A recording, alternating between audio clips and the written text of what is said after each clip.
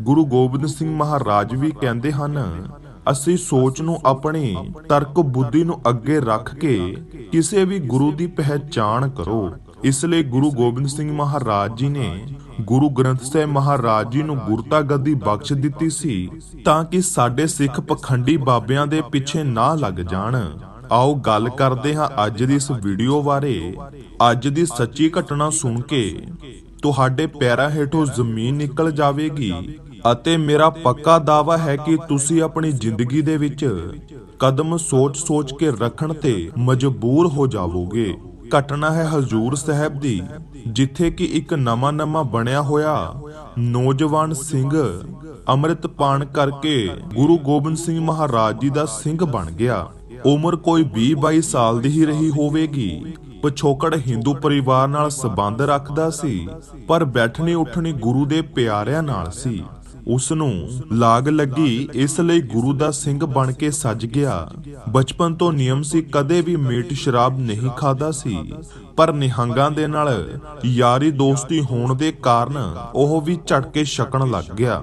Meat ਖਾਣ ਉਸ ਦੀ ਜ਼ਿੰਦਗੀ ਦਾ ਇੱਕ ਹਿੱਸਾ ਬਣ ਗਿਆ। ਇਸੇ ਤਰ੍ਹਾਂ 3-4 ਸਾਲ ਗੁਜ਼ਰ ਗਏ ਅਤੇ ਹਜ਼ੂਰ ਸਾਹਿਬ ਜਾਣਾ, ਮੱਥਾ ਟੇਕਣਾ, ਸੇਵਾ ਕਰਨੀ ਅਤੇ ਨਿਹੰਗ ਸਿੰਘਾਂ ਦੇ ਨਾਲ ਘੁੰਮਣ, ਉੱਥੇ ਸਿਮਰਨ ਕਰਨਾ ਅਤੇ ਝੜਕੇ ਜਾਂ ਬੱਕਰੇ ਦੀ ਬਲੀ ਦਿੰਦੇ ਹਨ, ਉਸ ਵਿੱਚ ਸ਼ਾਮਲ ਹੋਣਾ। ਪਹਿਲਾਂ ਉਸ ਨੂੰ ਇਹ ਸਭ ਕੁਝ ਠੀਕ ਨਹੀਂ ਲੱਗਦਾ ਸੀ, ਪਰ ਬਾਅਦ ਵਿੱਚ ਉਸ ਦਾ ਮਨ ਵੀ ਇਹ ਸਾਰੀ ਖੇਡ ਵਿੱਚ ਸ਼ਾਮਿਲ ਹੋ ਗਿਆ। ਇੱਕ ਵਾਰ ਦੀ ਗੱਲ ਹੈ, ਜਦੋਂ ਹਜ਼ੂਰ ਸਾਹਿਬ ਬੱਕਰੇ ਦੀ ਬਲੀ ਦੇਣੀ ਸੀ ਅਤੇ ਉਸ ਦੇ ਮਿੱਤਰ ਨਿਹੰਗ ਸਿੰਘ ਨੇ ਕਿਹਾ ਕਿ ਜੇਕਰ ਬਲੀ ਅੱਜ ਤੂੰ ਦੇਵੇਂਗਾ ਤਾਂ ਮੰਨਾਂਗੇ, ਕਿਉਂਕਿ ਉਸ ਨੂੰ ਸਾਰੇ ਹੀ ਡਰਪੋਕ ਸਮਝਦੇ ਸਨ ਅਤੇ 2-2000 ਦੀ ਸ਼ਰਤ ਵੀ ਲਗਾ ਲਈ। ਉਸ ਨਿਹੰਗ ਸਿੰਘ ਨੇ ਆਪਣੀ ਸ਼ਰਤ ਨੂੰ ਪੂਰਾ ਕਰਦੇ ਹੋਏ ਮਨ ਕਠੋਰ ਬਣਾ ਕੇ ਬੱਕਰੇ ਦੀ ਬਲੀ ਦੇ ਦਿੱਤੀ ਤੇ 2000 ਦੀ ਸ਼ਰਤ ਵੀ ਜਿੱਤ ਲਈ ਅਤੇ ਵਾਹ ਵੀ ਖੱਟੀ। ਪਰ ਹੁਣ ਘਟਨਾ ਇਹ ਵਾਪਰਨ ਵਾਲੀ ਸੀ ਕਿ ਰਾਤ ਦਿਨ ਸੁਪਨੇ ਵਿੱਚ ਉਸ ਸਿੰਘ ਨੂੰ ਬੱਕਰਾ ਹੀ ਦਿਖਾਈ ਦੇਣ ਲੱਗਿਆ। ਇੱਕ ਦਿਨ ਗੁਜ਼ਰਿਆ, ਦੂਜਾ ਦਿਨ ਗੁਜ਼ਰਿਆ ਤੇ ਰੋਜ਼ਾਨਾ ਹੀ ਨਿਯਮ ਬਣ ਗਿਆ ਕਿ ਉਹ ਬੱਕਰਾ ਉਸ ਦੇ ਸੁਪਨੇ ਦੇ ਵਿੱਚ ਆਉਣ ਲੱਗਿਆ ਅਤੇ ਕਹਿਣ ਲੱਗਿਆ ਕਿ ਮੈਂ ਦੁਬਾਰਾ ਫਿਰ ਆਵਾਂਗਾ। ਨਿਹੰਗ ਸਿੰਘ ਤਾਂ ਹੁਣ ਇਹ ਬਾਰ-ਬਾਰ ਘਟਨਾ ਤੋਂ ਬਹੁਤ ਹੀ ਪਰੇਸ਼ਾਨ ਹੋ ਚੁੱਕੇ ਸਨ। ਦੱਸ ਦਈਏ ਕਿ ਉਸ ਨਿਹੰਗ ਸਿੰਘ ਦਾ ਨਾਮ ਪ੍ਰੇਮ ਸਿੰਘ ਸੀ। ਹੁਣ ਉਹ ਘਟਨਾ ਅਜਿਹੀ ਵਾਪਰਨ ਲੱਗੀ ਕਿ ਦਿਨ ਸਮੇਂ ਵੀ ਉਸ ਨਿਹੰਗ ਸਿੰਘ ਨੂੰ, ਪ੍ਰੇਮ ਸਿੰਘ ਨੂੰ ਰਾਹ ਜਾਂਦੇ ਪੋਸਟਰ ਦੇ ਉੱਤੇ ਵੀ ਬੱਕਰਾ ਹੀ ਦਿਖਾਈ ਦੇਣ ਲੱਗਿਆ। ਹਰ ਥਾਂ ਦੇ ਉੱਪਰ ਉਸ ਨੂੰ ਬੱਕਰਾ ਹੀ ਦਿਖਾਈ ਦੇਣ ਲੱਗਿਆ। ਪ੍ਰੇਮ ਸਿੰਘ ਨੇ ਡਾਕਟਰ ਦੇ ਨਾਲ ਸੰਪਰਕ ਕੀਤਾ ਅਤੇ ਦਵਾਈ ਵੀ ਲੈ ਲਈ, ਪਰ ਉਸ ਦੇ ਨਾਲ ਕੋਈ ਵੀ ਫਰਕ ਨਾ ਪਿਆ। ਹੁਣ ਪ੍ਰੇਮ ਸਿੰਘ ਬਹੁਤ ਹੀ ਪਰੇਸ਼ਾਨ ਹੋ ਚੁੱਕਿਆ ਸੀ। ਘਟਨਾ ਵਾਪਰ ਗਈ ਸੀ। ਪ੍ਰੇਮ ਸਿੰਘ ਦੇ ਘਰ ਦੇ ਵੀ ਬਹੁਤ ਪਰੇਸ਼ਾਨ ਹੋ ਚੁੱਕੇ ਸਨ। ਉਹਨਾਂ ਨੇ ਪ੍ਰੇਮ ਨੂੰ ਸੁਝਾਅ ਦਿੱਤਾ ਕਿ ਸਾਡੇ ਇਲਾਕੇ ਵਿੱਚ 70 ਕਿਲੋਮੀਟਰ ਦੀ ਦੂਰੀ ਤੇ ਬਹੁਤ ਹੀ ਪਹੁੰਚੇ ਹੋਏ ਸਾਧੂ ਰਹਿੰਦੇ ਹਨ, ਜੋ ਅਗਲੀ ਪਿਛਲੀ ਸਾਰੀ ਜਾਣਦੇ ਹਨ। ਉਹਨਾਂ ਨਾਲ ਗੱਲਬਾਤ ਕੀਤੀ ਜਾਵੇ ਤੇ ਪ੍ਰੇਮ ਸਿੰਘ ਵੀ ਆਪਣੇ ਘਰਦਿਆਂ ਦੀ ਗੱਲ ਮੰਨ ਗਿਆ। ਉਹ ਉਹਨਾਂ ਸਾਧੂਆਂ ਦੇ ਕੋਲ ਪਹੁੰਚ ਗਿਆ। ਆਪਣੀ ਸਾਰੀ ਹੱਡਬੀਤੀ ਪ੍ਰੇਮ ਸਿੰਘ ਨੇ ਉਸ ਸਾਧੂ ਨੂੰ ਦੱਸੀ ਤੇ ਸਾਧੂ ਨੇ ਧਿਆਨ ਲਗਾ ਕੇ ਸੂਤੀ ਜੋੜ ਕੇ ਜਦੋਂ ਦੇਖਿਆ ਅਤੇ ਪ੍ਰੇਮ ਸਿੰਘ ਨੂੰ ਜੋ ਗੱਲ ਕਹੀ, ਉਹ ਸੁਣ ਕੇ ਪ੍ਰੇਮ ਸਿੰਘ ਦੇ ਪੈਰਾਂ ਹੇਠੋਂ ਜ਼ਮੀਨ ਖਿਸਕ ਗਈ।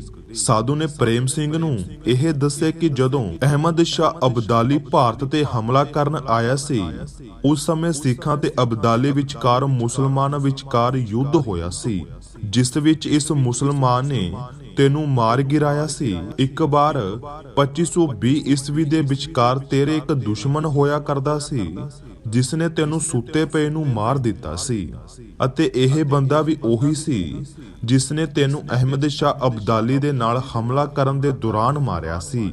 ਅਤੇ ਜੋ ਤੈਨੂੰ ਬਾਰ-ਬਾਰ ਬੱਕਰੇ ਦਾ ਸੁਪਨਾ ਆ ਰਿਹਾ ਹੈ, ਇਹ ਬੱਕਰਾ ਉਹੀ ਹੈ ਜਿਸ ਨੇ ਤੈਨੂੰ 2 ਵਾਰ ਜਨਮ ਲੈ ਕੇ ਮਾਰਿਆ ਸੀ। ਉਹ ਇਸ ਜਨਮ ਵਿੱਚ ਵੀ ਬੱਕਰੇ ਦਾ ਰੂਪ ਧਾਰ ਕੇ ਆਇਆ ਸੀ ਤੇ ਉਸਨੇ ਤੇਰੇ ਹੱਥੋਂ ਹੀ ਮਰਨਾ ਸੀ। ਇਹ ਕੁਦਰਤ ਦਾ ਨਿਯਮ ਸੀ। ਸਾਧੂਆਂ ਨੇ ਕਿਹਾ ਕਿ ਉਹ ਤੇਰੇ ਪਿਛਲੇ ਜਨਮਾਂ ਦਾ ਦੁਸ਼ਮਣ ਹੈ, ਇਸ ਲਈ ਵਾਰ-ਵਾਰ ਤੈਨੂੰ ਮਾਰਨ ਦੇ ਲਈ ਆਉਂਦਾ ਹੈ। ਇਸ ਲਈ ਆਪਣੇ ਮਾੜੇ ਕਰਮਾਂ ਦੇ ਕਾਰਨ ਉਹ ਬੱਕਰਾ ਬਣਿਆ ਸੀ ਅਤੇ ਤੇਰੇ ਹੱਥੋਂ ਹੀ ਉਸਨੇ ਮਰਨਾ ਸੀ। ਜਦ ਕਿ ਤੂੰ ਕਦੇ ਕੀੜੀ ਵੀ ਨਹੀਂ ਮਾਰੀ। ਪਰ ਤੇਰੀ ਨੀਅਤ ਏਦਾਂ ਦੀ ਹੀ ਬਣ ਗਈ। ਕੁਦਰਤ ਨੇ ਨਿਯਮ ਹੀ ਏਦਾਂ ਦਾ ਕਰਤਾ ਕਿ ਤੈਨੂੰ ਉਸ ਨੂੰ ਮਾਰਨ ਦੇ ਲਈ ਕਿਰਪਾਨ ਚੁੱਕਣੀ ਹੀ ਪਈ। ਸਾਧੂ ਨੇ ਇਹ ਵੀ ਕਿਹਾ ਕਿ ਉਹ ਫੇਰ ਦੁਬਾਰਾ ਜਨਮ ਲੈ ਕੇ ਆਵੇਗਾ, ਇਸ ਲਈ ਤੈਨੂੰ ਉਸ ਦਾ ਬਾਰ-ਬਾਰ ਸੁਪਨਾ ਆਉਂਦਾ ਹੈ, ਇਸ ਲਈ ਕਿ ਮੈਂ ਦੁਬਾਰਾ ਆਵਾਂਗਾ। ਅਤੇ ਸਾਧੂ ਨੇ ਇਹ ਵੀ ਕਿਹਾ ਕਿ ਤੈਨੂੰ ਮਾਰਨ ਦੀ ਉਹ ਪੂਰੀ ਕੋਸ਼ਿਸ਼ ਕਰੇਗਾ, ਇਸ ਕਾਰਨ ਤੂੰ ਸੁਚੇਤ ਰਹਿਣਾ ਹੈ। ਤੇ ਸਾਧੂ ਨੇ ਫਿਰ ਕਿਹਾ ਕਿ ਜਦੋਂ ਤੇਰਾ ਵਿਆਹ ਹੋਵੇਗਾ ਤੇ ਵਿਆਹ ਤੋਂ ਬਾਅਦ ਤੇਰਾ ਪੁੱਤਰ ਹੋਵੇਗਾ, ਪਹਿਲਾ ਪੁੱਤਰ ਤੇਰਾ ਜੋ ਵੀ ਹੋਵੇਗਾ ਉਸ ਨੂੰ ਦੱਬ ਕੇ ਆਉਣਾ ਹੈ, ਆਪਣੇ ਕੋਲ ਨਹੀਂ ਰੱਖਣਾ, ਜਾਂ ਫਿਰ ਉਸ ਨੂੰ ਸਾਡੇ ਕੋਲ ਲੈ ਕੇ ਆਉਣਾ ਹੈ, ਸਾਨੂੰ ਹਮੇਸ਼ਾ ਦੇ ਲਈ ਚੜਾ ਦੇਣਾ ਹੈ। ਸਾਧੂ ਨੇ ਇਹ ਕਿਹਾ ਕਿ ਹੁਣ ਤੈਨੂੰ ਸੁਪਨੇ ਆਉਣੇ ਬੰਦ ਹੋ ਜਾਣਗੇ, ਪਰ ਤੂੰ ਅੱਗੇ ਸੁਚੇਤ ਰਹਿਣਾ ਹੈ, ਕਿਉਂਕਿ ਉਹ ਜਲਦ ਹੀ ਤੇਰੇ ਘਰ ਦੇ ਵਿੱਚ ਜਨਮ ਲੈਣ ਵਾਲਾ ਹੈ। ਉਸ ਤੋਂ ਬਾਅਦ ਸਾਰੇ ਪਰਿਵਾਰ ਆਪਣੇ ਘਰ ਆ ਗਿਆ ਤੇ ਕੁਝ ਸਮਾਂ ਬੀਤਿਆ ਕਿ 2 ਸਾਲ ਵਿਚਕਾਰ ਪ੍ਰੇਮ ਸਿੰਘ ਦਾ ਵਿਆਹ ਹੋ ਗਿਆ ਅਤੇ ਵਿਆਹ ਤੋਂ 2 ਸਾਲ ਬਾਅਦ ਉਸ ਦੇ ਘਰ ਪੁੱਤਰ ਨੇ ਜਨਮ ਲਿਆ। ਪੁੱਤਰ ਦੇ ਜਨਮ ਹੁੰਦਿਆਂ ਹੀ ਪ੍ਰੇਮ ਸਿੰਘ ਨੂੰ ਸਾਧੂ ਨਾਲ ਕੀਤੀ ਹੋਈ ਸਾਰੀ ਗੱਲ ਯਾਦ ਆ ਗਈ। ਪ੍ਰੇਮ ਸਿੰਘ ਨੇ ਆਪਣੀ ਘਰਦਿਆਂ ਦੇ ਨਾਲ ਉਹੀ ਗੱਲ ਸ਼ੇਅਰ ਕੀਤੀ, ਪਰ ਪਤਨੀ ਨੇ ਇਹ ਗੱਲ ਕਰਨ ਤੋਂ ਇਨਕਾਰ ਕਰ ਦਿੱਤਾ ਕਿ ਅਜਿਹਾ ਕੁਝ ਵੀ ਨਹੀਂ ਹੈ ਅਤੇ ਪਖੰਡੀ ਸਾਧਾਂ ਦੇ ਪਿੱਛੇ ਨਹੀਂ ਲੱਗਣਾ। ਅਤੇ ਗੱਲ ਵੀ ਸਹੀ ਹੈ, ਪਖੰਡੀ ਸਾਧੂਆਂ ਦੇ ਪਿੱਛੇ ਨਹੀਂ ਲੱਗਣਾ ਚਾਹੀਦਾ, ਪਰ ਸਹੀ ਅਤੇ ਪਖੰਡੀ ਸਾਧੂਆਂ ਦੀ ਪਹਿਚਾਣ ਹੋਣੀ ਇਹ ਬਹੁਤ ਜ਼ਰੂਰੀ ਹੈ। ਪ੍ਰੇਮ ਸਿੰਘ ਨੇ ਆਪਣੇ ਘਰਦਿਆਂ ਦੀ ਨਾਲ ਗੱਲਬਾਤ ਕੀਤੀ, ਪਰ ਪਰਿਵਾਰ ਨੇ ਗੱਲ ਨੂੰ ਟਾਲ ਦਿੱਤਾ ਕਿ ਬੜੀ ਮੁਸ਼ਕਲ ਦੇ ਨਾਲ ਸਾਡੇ ਘਰ ਬੱਚੇ ਨੇ ਜਨਮ ਲਿਆ ਹੈ ਅਤੇ ਇੰਨਾ ਪਿਆਰਾ ਬੱਚਾ ਹੈ, ਅਸੀਂ ਮਿੱਟੀ ਦੇ ਵਿੱਚ ਦੱਬ ਦਈਏ, ਅਜਿਹਾ ਕਿਵੇਂ ਹੋ ਸਕਦਾ ਹੈ। ਪ੍ਰੇਮ ਸਿੰਘ ਨੇ ਅਤੇ ਇੱਥੋਂ ਤੱਕ ਕਿ ਉਸ ਦੇ ਪਰਿਵਾਰ ਨੇ ਉਸ ਸਾਧੂ ਕੋਲ ਜਾ ਕੇ ਉਸ ਬੱਚੇ ਦਾ ਮੱਥਾ ਵੀ ਨਹੀਂ ਟਿਕਵਾਇਆ। ਸਮਾਂ ਬੀਤਦਾ ਗਿਆ। ਪ੍ਰੇਮ ਸਿੰਘ ਦਾ ਲੜਕਾ 5 ਸਾਲਾਂ ਦਾ ਹੋ ਗਿਆ। ਸਾਰਾ ਪਰਿਵਾਰ ਬੜਾ ਖੁਸ਼ ਸੀ। ਜ਼ਿੰਦਗੀ ਬੜੇ ਹੀ ਪਿਆਰ ਦੇ ਨਾਲ ਨਿਕਲ ਰਹੀ ਸੀ, ਪਰ ਪ੍ਰੇਮ ਦੇ ਬੱਚੇ ਨੂੰ ਕੁਝ ਅਜਿਹੀ ਬਿਮਾਰੀ ਲੱਗ ਗਈ ਕਿ ਉਹ ਠੀਕ ਨਾ ਹੋ ਪਾਇਆ। ਬਹੁਤ ਡਾਕਟਰਾਂ ਕੋਲ ਇਲਾਜ ਕਰਵਾਇਆ, ਪਰ ਕੋਈ ਵੀ ਫਰਕ ਨਾ ਪਿਆ। ਸਮਾਂ ਗੁਜ਼ਰਦਾ ਗਿਆ। 16 ਸਾਲ ਦੀ ਉਮਰ ਦਾ ਬੱਚਾ ਹੋ ਗਿਆ ਅਤੇ ਉਹ ਬਿਮਾਰੀ ਇਸ ਤਰ੍ਹਾਂ ਹੀ ਚੱਲਦੀ ਰਹੀ। ਇਨ੍ਹਾਂ ਸਮੇਂ ਪ੍ਰੇਮ ਸਿੰਘ ਦਾ ਅਤੇ ਉਸ ਦੇ ਪਰਿਵਾਰ ਦਾ ਬੜਾ ਚਿੰਤਾ ਦੇ ਵਿੱਚ ਨਿਕਲਿਆ। ਇਹ ਜ਼ਿੰਦਗੀ ਬਹੁਤ ਹੀ ਦੁੱਖ ਵਿੱਚ ਬੀਤ ਰਹੀ ਸੀ ਕਿ ਉਹਨਾਂ ਦੇ ਬੱਚੇ ਨੂੰ ਪਤਾ ਨਹੀਂ ਕਿਹੜੀ ਬਿਮਾਰੀ ਲੱਗ ਗਈ ਜੋ ਠੀਕ ਹੀ ਨਹੀਂ ਹੋ ਰਹੀ। ਜ਼ਿੰਦਗੀ ਚੱਲਦੀ ਜਾ ਰਹੀ ਸੀ ਅਤੇ ਪ੍ਰੇਮ ਸਿੰਘ ਦਾ ਬੱਚਾ, ਜਿਸ ਦਾ ਨਾਮ ਸੁਖਮਨ ਰੱਖਿਆ ਗਿਆ ਸੀ, ਉਸ ਦੀ ਉਮਰ ਹੁਣ 18 ਸਾਲ ਦੀ ਹੋ ਚੁੱਕੀ ਸੀ ਅਤੇ ਉਹ ਕਾਲਜ ਦੇ ਵਿੱਚ ਜਾਣ ਲੱਗ ਪਿਆ ਸੀ। ਅਤੇ ਬੱਚੇ ਦਾ ਸੁਭਾਅ ਅਜਿਹਾ ਸੀ ਕਿ ਸ਼ੁਰੂ ਤੋਂ ਹੀ ਉਹ ਆਪਣੇ ਮਾਪਿਆਂ ਦਾ ਕਹਿਣਾ ਨਹੀਂ ਮੰਨਦਾ ਸੀ, ਪਰ ਬੱਚੇ ਦੇ ਜਨਮ ਹੋਣ ਤੋਂ ਬਾਅਦ ਹੀ ਸਾਰਾ ਪਰਿਵਾਰ ਦੁੱਖਾਂ ਦੇ ਵਿੱਚ ਹੀ ਸੀ। ਹੁਣ ਸਮਾਂ ਅਜਿਹਾ ਆਇਆ ਕਿ ਪ੍ਰੇਮ ਸਿੰਘ ਦੇ ਲੜਕੇ ਦਾ ਮਿਲਾਪ ਕੁਝ ਗਲਤ ਸੰਗਤ ਦੇ ਵਿਅਕਤੀਆਂ ਦੇ ਨਾਲ ਹੋ ਗਿਆ, ਗਲਤ ਲੜਕਿਆਂ ਦੇ ਨਾਲ ਹੋ ਗਿਆ, ਜਿਸ ਦੇ ਕਾਰਨ ਉਹ ਨਸ਼ੇ ਕਰਨ ਲੱਗ ਪਿਆ ਅਤੇ ਨਸ਼ੇ ਕਰਦੇ ਦੇ ਹਾਲਾਤ ਅਜਿਹੇ ਹੋ ਗਏ ਕਿ ਉਹ ਘਰਦਿਆਂ ਦੇ ਨਾਲ ਵੀ ਲੜਾਈ ਝਗੜਾ ਕਰਨ ਲੱਗ ਪਿਆ ਅਤੇ ਘਰਦਿਆਂ ਨੂੰ ਮਾਰ ਕੁੱਟ ਕੇ ਵੀ ਪੈਸੇ ਲੈਣ ਲੱਗ ਪਿਆ। ਘਰ ਦੇ ਬਹੁਤ ਪਰੇਸ਼ਾਨ ਸੀ ਅਤੇ ਪ੍ਰੇਮ ਸਿੰਘ ਨੂੰ ਸਾਧੂ ਦੀ ਦੱਸੀ ਹੋਈ ਗੱਲ ਯਾਦ ਆਈ। ਉਸ ਸਾਧੂ ਨੇ ਕਿਹਾ ਸੀ ਕਿ ਤੇਰੇ ਘਰ ਬੱਚਾ ਹੋਵੇਗਾ ਜੋ ਤੇਰੇ ਪਿਛਲੇ ਜਨਮ ਦਾ ਬਦਲਾ ਲੈਣ ਆਵੇਗਾ, ਇਸ ਕਾਰਨ ਤੂੰ ਉਸ ਨੂੰ ਦੱਬ ਦਵੀਂ।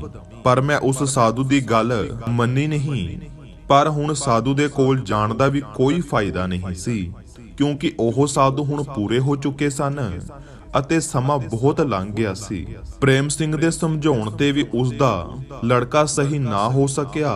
ਇੱਕ ਦਿਨ ਅਜਿਹਾ ਆਇਆ ਕਿ ਉਸ ਦੇ ਘਰ ਕੋਈ ਵੀ ਨਹੀਂ ਸੀ ਪ੍ਰੇਮ ਸਿੰਘ ਤੋਂ ਇਲਾਵਾ।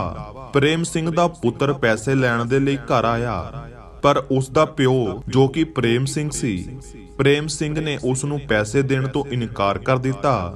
ਦੋਹਾਂ ਵਿੱਚ ਬਹੁਤ ਲੜਾਈ ਝਗੜਾ ਹੋਇਆ ਅਤੇ ਪ੍ਰੇਮ ਸਿੰਘ ਦੇ ਪੁੱਤਰ ਆਪਣੀ ਹੋਸ਼ ਨਾ ਹੋਣ ਦੇ ਕਾਰਨ ਉਸਨੇ ਪ੍ਰੇਮ ਸਿੰਘ ਨੂੰ ਧੱਕਾ ਮਾਰ ਕੇ ਕੰਧ ਦੇ ਵਿੱਚ ਮਾਰ ਦਿੱਤਾ ਅਤੇ ਉਸ ਦਾ ਸਿਰ ਦੇ ਉੱਤੇ ਸੱਟ ਲੱਗੀ, ਜਿਸ ਦੇ ਕਾਰਨ ਪ੍ਰੇਮ ਸਿੰਘ ਨੇ ਉੱਥੇ ਹੀ ਆਪਣੇ ਪ੍ਰਾਣ ਤਿਆਗ ਦਿੱਤੇ। ਜਿਸ ਤੋਂ ਬਾਅਦ ਪ੍ਰੇਮ ਸਿੰਘ ਦਾ ਪੁੱਤਰ ਜੋ ਘਰ ਤੋਂ ਪੈਸੇ ਲੈ ਚੁੱਕਿਆ ਸੀ ਅਤੇ ਉਸਨੇ ਆਪਣੇ ਦੋਸਤਾਂ ਦੇ ਨਾਲ ਜਾ ਕੇ ਨਸ਼ਾ ਬਹੁਤ ਜ਼ਿਆਦਾ ਕਰ ਲਿਆ ਅਤੇ ਬਹੁਤ ਜ਼ਿਆਦਾ ਨਸ਼ਾ ਕਰਨ ਦੇ ਕਾਰਨ ਪ੍ਰੇਮ ਸਿੰਘ ਦੇ ਪੁੱਤਰ ਦੀ ਵੀ ਮੌਕੇ ਤੇ ਹੀ ਮੌਤ ਹੋ ਗਈ।